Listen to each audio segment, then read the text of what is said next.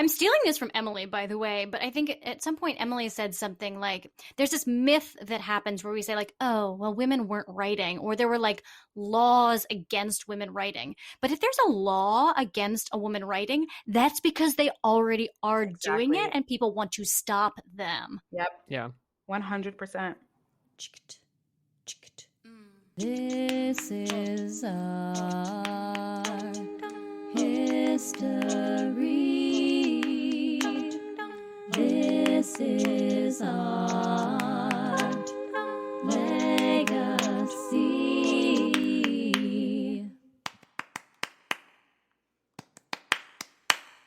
Hello, and welcome to This is a Classic, the Expand the Canon Theater podcast. We're your hosts, Shannon Corinthian, Skye Pagan, Mary Candler, and me, Emily Lyon. And we're here to introduce you to some plays by women that are classics. Expand the Canon is a project of Hedgepig Ensemble Theater, a Brooklyn-based company that reimagines the classics, creating a legacy of storytelling with gender equity at its core. History. Well, this is our origin story episode, so we should probably talk about the origin of this whole thing that we're doing. And the truth is, it started with pretzels. Okay. More on that later. So basically, since founding Hedgepig in 2012, the center of our work has been all about approaching the classics from a woman's perspective. This has meant hiring women directors, all women production teams, and really working to humanize the women characters in these plays. It also meant searching for plays that feature women with agency. And the person at the forefront of all of that is here on this podcast. Ms. Emily Lyon is our Associate Artistic Director, and she has had the task of directing plays like Shakespeare's All's Well That Ends Well or Schiller's Mary Stuart. Emily, I'd love to hear a little bit about your experience approaching these plays with a feminist perspective. So often directing classical plays from a feminist perspective is kind of like Play-Doh. Frankly, you've got men writing women in ways that are unlikely, shall we say. And, as a director and as a generative artist, as an actor, it's now our task in a 21st century feminist culture to square that circle. You're taking Play-Doh and you're cutting out all the bits that don't work, that are problematic, and you're trying to reshape these words and this plot. Usually the plot is the problem, which is why it's so challenging, to speak to a feminist sensibility right now. But ultimately, directing these plays is trying to twist the text into a pretzel. Thank you. Yes. Bring it back to pretzels. Such that they're palatable to today and recognizable human women. Not easy. I could talk about this forever. Please cut me off. Okay, I'm going to cut Emily off now. Great. So basically, Emily was a pretzel. Okay, we got there. She was a pretzel. It occurred to me at some point that every play that I was producing for Hedgepig were by people with names like Bill, Fred, Harold, Eugene. We had only produced some modern adaptations written by women, but where were all the classics by women? And this is where I really hope that we can insert cricket sounds. Crickets, crickets, crickets. Long pause, long pause, long pause. Anyways, beyond a few folks kind of throwing Afra Ben's name into the silence, we had no idea what plays were out there that were classics by women. And sidebar, I am super annoyed at this because I have an MFA in classical acting and I never once touched a play by a woman in that entire program. Other sidebar, that MFA program is now using Expand the Canon to diversify the work that they do. Woo! Yes. Woo! That's why we do this. This is how we do it. Little by little, school by school, stage by stage. Here we go. Taking over the world. Not really, just kind of equalizing the world. But before we created this list, I, with the clever use of the internet, did some basic research to confirm that, yes, there are, in fact, bazillions of plays written by women throughout history, but very few of them have any production history or really any information available about them beyond just their title, their author, and their year, and often not even that much information. And that really produced a problem for me as a producer. I wanted to produce classics by women, but I could not read those bazillions of plays to find those gems. Right? Not on your own. Not on my own. And if we, Hedgepig, as a company dedicated to women's voices, felt that this was an impenetrable barrier, how would anyone else also ever put these plays on stages or in their curriculum or what have you? So we just decided to do it, to read all the plays. And so we are doing it. We are reading all the plays, the good plays, the bad plays, the irrelevant plays. And then we are making it as easy as possible to find the excellent, timely, and producible classics written by a diverse group of women. So just to be clear, when we say all the plays, when we say all the plays, how many have we actually read to date?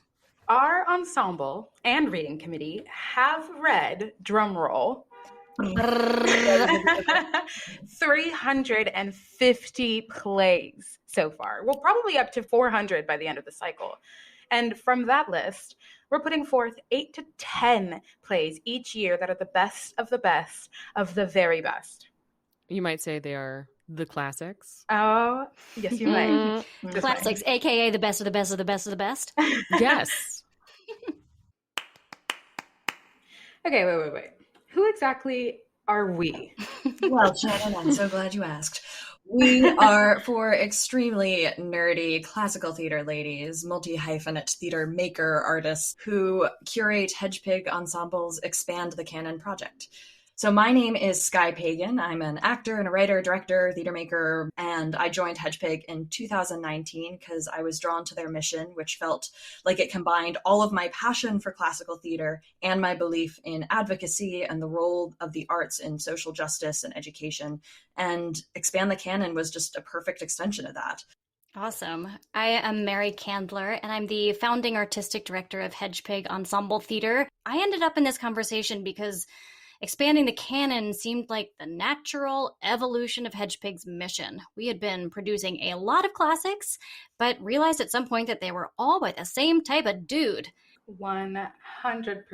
I am Shannon Corinthian, and I ended up in this conversation because as much as I love the classics, as a Black woman, I didn't feel like I was part of the conversation of the classics. And after doing research in college on African-American women and their production and realizing how much work had gone unproduced and unseen for so long, I wanted to be a part of bringing all women from all different backgrounds to the forefront of the theatrical canon. And Hedgepig was doing exactly that. And I'm so grateful for Hedgepig and Expand the Canon for this work. Heck yeah. I am Emily Lyon. I am the Associate Artistic Director of Hedgepig, and I am a social impact storyteller. And I ended up in this conversation because I emailed Hedgepig when I saw their mission in 2013. Yes, and was like, I need to be involved. So as a director, I have to say, like, their mission completely overlaps with mine. I love amplifying the complexity of women's stories and, of course, beautiful, eloquent, poetic language that heightens our experience. And what I've noticed is we usually let Shakespeare do that. And I'm thrilled to let some other women join that conversation. Yeah, it's interesting because I think we think of all of Shakespeare plays as like classics. And there are, I mean, I got into theater because I love Shakespeare so much. And there are plays that I think are extraordinary. But also, like, I've read some plays by Shakespeare that I don't think are that great, but we still put in that bucket. And that's just because they have like the power of his name on it. Yeah, 10 points to anyone who has seen a production of Shakespeare's Henry VIII. Anybody? Anyone? No. Some great scenes. True. But like Not a great play. But not a classic, right? Like Right. It's a Shakespeare, but it's not a classic, I think. Yeah. I feel like just by reading these, the bad, the good, the relevant, I feel like I've grown just reading all of these plays written by women that I didn't even know existed. I just feel like a better, well-rounded human. Yeah. I just think so much about what it would mean to folks to see themselves represented on stages. And especially when we go back and we honor the past by calling something a classic, by honoring lots of different voices, and just think about who the audience could be for those plays. And that's really exciting for the future of theater, too. There's a lot to celebrate. There's a lot to celebrate. There's a lot to celebrate. Heck yeah. Legacy. This is so cool to hear, like, how we all ended up here, because I feel really aware of how this work is truly a culmination of our backgrounds and is really an expression of the kind of work that we've been hoping to do for a long time now. So thanks y'all. Yeah, thank you. Yay.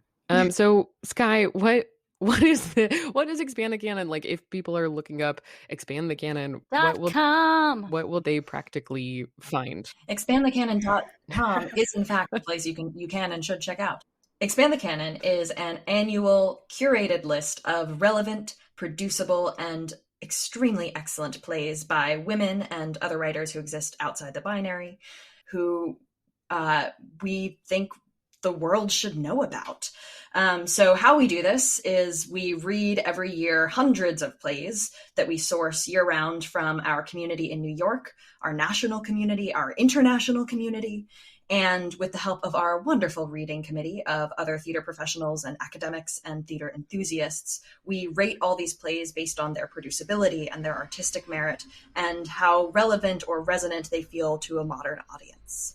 So basically, we make a really cool list of really good plays. Exactly. And it's very, very necessary. So many, like we mentioned all before in our introductions, we realized how many women have been overlooked by history. And so we want to make sure that, they get their time in the limelight. It's time for them.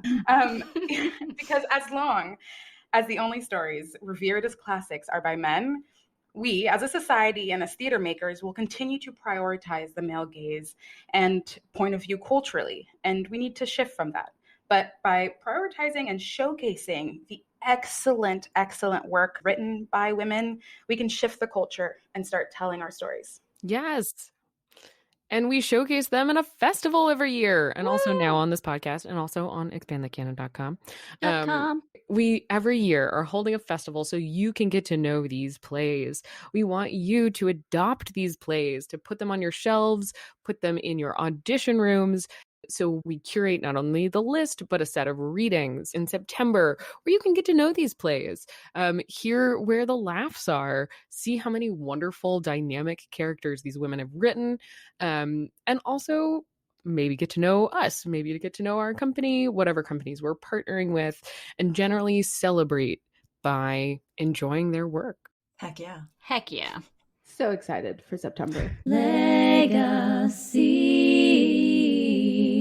So, if you're listening to this podcast, what will you get? Well, you are going to get familiar with our list, the best of the best of the best. You get an intimate look at why these plays are classics. And by the end of each episode, we're sure you two will walk away being confident that this play is a classic and knowing that you should have produced it 3 years ago. And maybe get excited to produce it now. Yes. And practically, you're going to get an introduction to some of these plays. You're going to get to hear parts of the text, some monologues, some scenes. You're going to get to hear summaries of the plays and their themes and why they resonate with an audience now, why the writers who made these plays are so cool, and you should absolutely look them up because some of them are incredibly awesome and are very strong opinions, which we like to share at length and hopefully with lots of puns. You're welcome.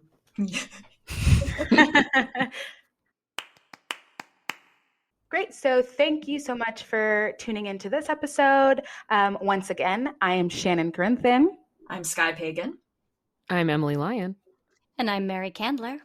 And we hope you join us for the rest of this season and these wonderful episodes we have.